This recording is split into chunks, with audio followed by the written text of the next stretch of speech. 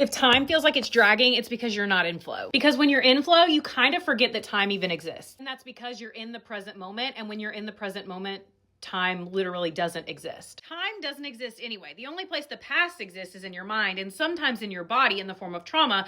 And the only place that the future exists is also in your mind. So when you have those instances where you spend hours and hours and hours doing something that you love, i.e. being in a flow state, 5 hours can feel like 10 minutes. And again, it's because you're in a flow state, i.e. in the present moment. You are fully immersed in the now, babe. So you're not thinking about what was, you're not thinking about what could be, you're just here. Versus when you're at work or you're at school and you're watching the clock. You're literally not in the present moment. So time seems to drag. Time seems more real and more tangible for you because you're not focused on the present moment. You've taken yourself out of a flow state. Now, you don't actually have to enjoy something in order to experience it in flow. Your workday, doing something that you don't inherently love, can seem pretty quick if you focus on the now present moment. If you stop watching the clock and instead allow yourself to be fully present in whatever it is you're doing, even if you don't necessarily love it. You don't have to love what you're doing in order to experience flow and collapse time. You just have to be present with it. Not watching the clock and waiting on the time to pass, but fully immersed in each present now moment. I know you might not love your job. Hell, you might even hate it, but you can radically change your experience of it simply by being present with it.